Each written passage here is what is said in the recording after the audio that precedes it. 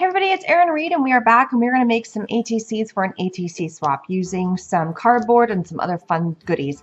I am also going to be making a mini ATC, so it's not really an ATC, it's more like a little mini card or a mini version that's going to fit in my December daily because it is the craft I am doing today.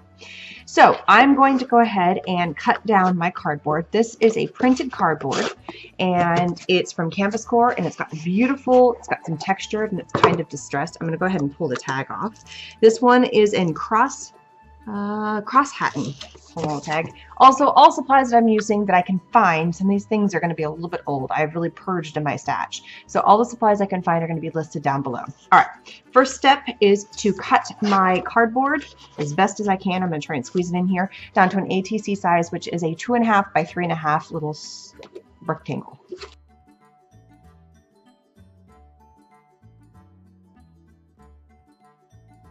All right, so my 10 pieces are cut, and I actually didn't even end up needing to use all of it to make all 10.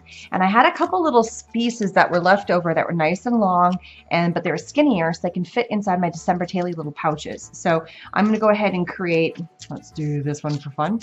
And if this one messed up, I got another one. And I have some extra just in case, but I think I'm good there. Okay, next step is we are going to apply some texture paste. This is a white sand texture paste. And I just want to add some fun sparkly texture. My charms, which you can see here, are a very winter theme. They have, you know, they're snowflakes and they're blue and they have a very winter vibe to them. And since this is a charm and ATC swap, everybody gets an ATC and a charm from a person. The charm needs to fit within the feel of the ATC. They kind of need to go together. They don't need to be completely disjointed. So I have right here a stencil, and it looks like kind of like a giant snowflake, and I'm going to place it just in the center between 4 of them. So it's just going to get a radiating feel. I'm going to take my texture sand, and I'm not worried about if it's perfect. That's actually a little too big. There we go. And this is way more than I need, but that's okay. And I'm just going to apply.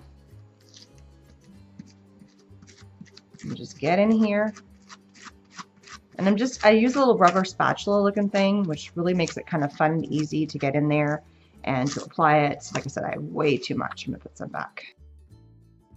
I'm gonna go ahead and finish doing these ones, and then also do my other sets in here by applying in the center of 4. I'm gonna be able to do another 4, and then for these 2, and then for my little piece, I'm just gonna do the best to center them all together and speed it up.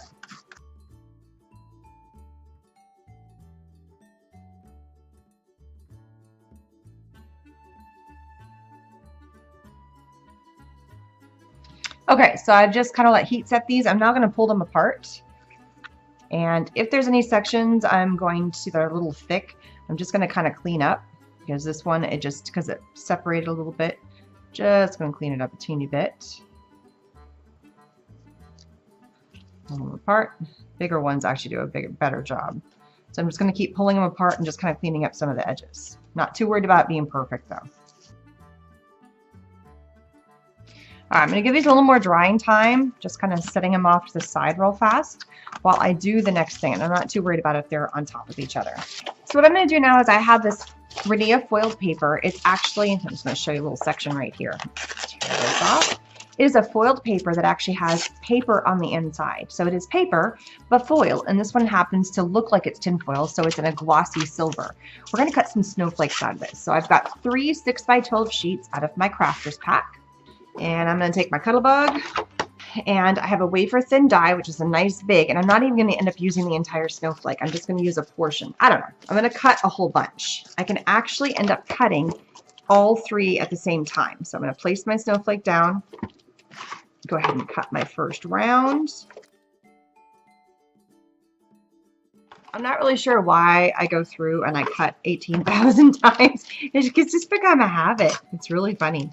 All right, so I'm going to pop these guys out, and just so you guys can see, oh, there's already one over here.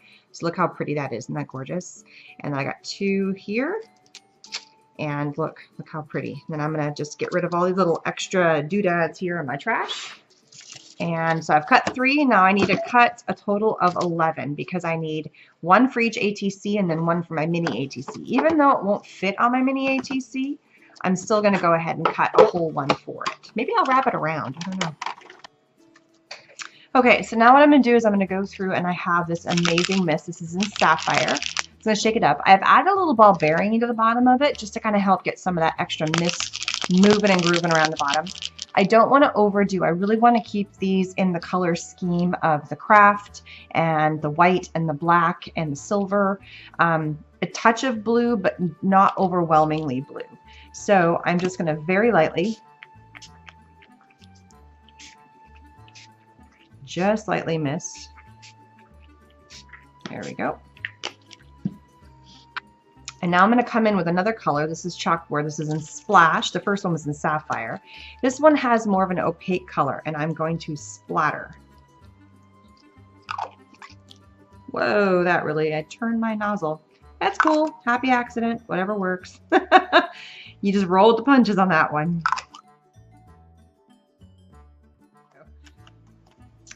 And that's why I keep paper towels handy.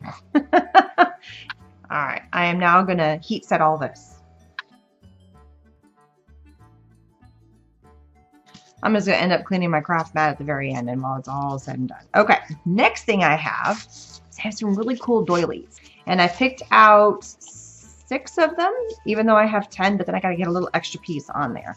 So what I was trying to decide is how much of the doily do I really want to put on there? And I don't even think I want to put half. So I may have actually not end up using all of these. I'm going to end up cutting them into quarters. So if I take 4 and I just slice them, I'm not too worried about them being perfect. Cut them in half. And I'm going to cut them in half again.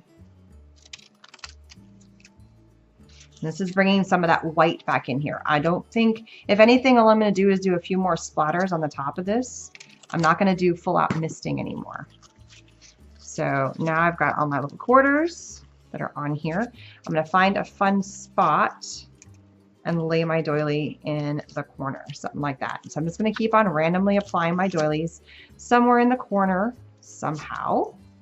And I am going to use my best glue ever, which has got a nice fine tip to it. And I really want to get in and make sure I get all the way into the corner with my glue. Got to get started. I'm going to do one with you and then I'll speed up the rest. So got a little dab of glue going all around the perimeter. It's best.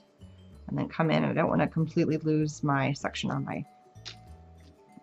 There it is. And it dries clear. Does a fantastic job. Stick it down. Come in with the next one and then just keep on. Just pick a corner. I'm kind of also picking a corner that doesn't have as much stuff on it. So that way I'm not covering up all the beautiful texture work I've just done. And it kind of goes along with the doily, with the other effect I've got going. Like this one, I'm going to put it up here. You know, this will, it's not a tacky glue. This is a glue that's going to take a little while to dry, but once it dries, it is on there. And my hands are already going to get unsticky from all this stuff. So I'm going to keep on going. Like I'm going to put in this corner, you'll see. All right, anybody catch my math blunder in terms of I cut too many because 3 times 4 is 12 and I cut 4 times 4? That's okay. The other thing I also did is I took one of the sections because a half, this quarter, was just going to be way too big. So either I lay it in the corner and wrap it or I cut it. And I just thought, yeah, something different. Why not try something a little different? If you wanted to, like if you're going to go through and you just accidentally overcut, you could easily do some that have 2 on them. But I didn't want to cover up all that detail work that I've done because now I'm covering up all that amazing texture work that I've just put on there. I don't want to do that. All right, now we're going to come in with our snowflakes. And I think I'm just going to place my snowflake in the corner like this. And I'm cool with the fact that it's kind of hanging off. You know, I could wrap it around. The cool thing about this, it's like foil, or I can leave it big. As it ships, it's probably going to get a little bit squished, and I'm cool with that. So it's going to sit kind of up here in the corner. Now I'm going to kind of drop it down. I want a little bit of that lace to have some freedom to move. I don't want to have it be constricted. So I'm just going to place this kind of like right there. I'm going to come in with a little bit more of the glue. And then just stick it down. And I'm not even trying to apply it all the way through. I just want to apply it kind of in the middle. And I'm cool with that. So now we've got all of our snowflakes built on there, and I just sped right through that for you. And then here's my little itty bitty one that I'm going to be putting in my book. And I would really want to keep the snowflake big, but it's going to get smashed. So I ended up wrapping it around. I'm tempted to just leave this little part out, because I think my book is still a little bit wide enough, but this is going to be too big, and I don't have a smaller snowflake. If I had a smaller snowflake die, I so would have gone with that concept, but I don't. So it is what it is. It's going to be just a little bit, but I still have kind of the same feel as my bigger ones. Okay, next thing I'm going to do a little bit of my sapphire blue and just a couple more little somethings to bring in that darker blue color. Just a little something on there. Little fun splatters. This is one of my favorite techniques with this. And then I'm going to heat set that. Okay, so what I have now is I have a series of little sequins, and I have my little emballé gelée, which is a little stick, as you can see right here. And then I put a little bit of gel right on the end of that stick, and it's a sticky gel. So it allows me to pick up things and to work with stuff like the sequins or like the little glitter that you see here. Because I don't want to stick it all over. I want it to be very specific. So all I'm doing is I'm going to put a little ball right on the end here of my stick. Get it on there nice and good. You just kind of form it. And if it runs out or it falls off, you got a whole little kit of a whole bunch more. So it's really fantastic. So the first thing I'm going to do is I'm going to go through and I'm going to show you how I'm going to do one of them. I'm going to just place a few little dots. I definitely want one in the center. So I just want a little dab of glue. And then I'm going to place a few random dots. Hopefully I don't forget where I put them. To put a few little sequins. So I'm going to come in. See how it sticks really wonderfully? Come in and it transfers beautifully. If you are concerned about which direction that your sequin is going on, then make sure that your sequins are all faced, because there's like a cup side and a down side. I'm not too concerned right now about which way they go. And part of the reason I'm also putting the sequin on here right now is that I want to match it with what is on my charm, and the charm has this exact sequin right on it. So see how I'm just transferring? Got 1, 2, 3, 4, 5. I'm going to leave. I actually had a little job up here, but I like the 5. And I'm cool that they're a little bit more spaced. I'm now going to come in, and I think I'm going to do a little bit of this. I'm going to add, well, actually I can come back and I can add that little dab of glue right back in there. A little dab there. I'm going to add 3 little spots of some glitter. So I'm going to take this really cute little bottle. It's got some fine glitter in it. Pop it open. You didn't see me use my teeth, I swear. Take it in here and just get a couple pieces and then just add it to where the glue is. Just have it catch the glue. The glue is going to dry clear, so I'm not worried about that it doesn't quite get there. Pick up a few more. Add it to my next spot. Add it to my next spot. I think I only did 3, so I'll just really go in and cake it here. Now, for all the other ones, I just need a little sprinkling. I'm not going to go overdo it on that. For all the other ones, I'm actually going to do the glitter part last, and I might change it up. Sometimes I might do the silver glitter, or I'll do that blue. They all really work well together because they match the 2 colors of mists that I have. This one's a little too turquoisey, so I don't think I'm going to use that. And I don't know about the white. We'll see. So I'm going to keep on adding some sequins. I might just do 3 sequins. I might do 5. I'll just keep kind of playing. I'm definitely going to hit the center. And then like maybe 1, and then boom, that's it. So I'm going to go ahead and add all the glue first. I think I'm just going to do 3 for the other ones. I like the look of the 3. And also do my little guy.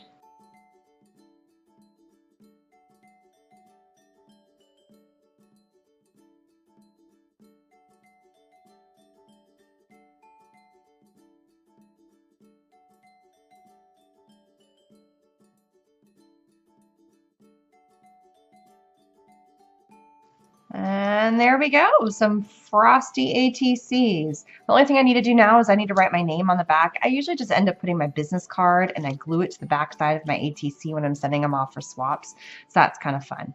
A lot of you guys have actually asked lately in a lot of my videos, where do I find these swaps? I have a lot of crafty friends on my Facebook channel or on my Facebook page, and I just kind of keep an eye out for anybody who's interested in doing swaps. This one is actually run by a friend. I also have a swap. I did a Christmas card swap just this little while ago. And then I also am going to be running another just kind of a generic card swap in the spring. So if you're interested, leave a comment below and I'll give you the link to join the group that I do my card swap with. And the charm and I just find groups. Some of them are in Facebook groups. There's one that's called Bash Your Scrapbook Stash, where they do swaps as well. So supplies for all this is listed below. Also, I am doing a December daily, which that's what this little guy is for. It's actually going to go into my December daily as my craft and my creativity for the day. I'm also doing an amazing giveaway. The giveaway is for a huge Xyron creative station, and just head on over to any video, and it includes this one because it does have something to do with my December daily. Leave a comment and subscribe to my channel. Simple as that, and it gives you, this is a bonus entry to win that creative station. And I'm going to do more than just one drawing. I'm going to do a few drawings, but every single video that I do that has something to do with my December daily is an entry to help you win that amazing creative station, which is pictured here. Thanks so much for stopping by, checking out my crafty ATCs for my craft swap. And these are my Frosty ones. So have a great December. See you later. Bye-bye.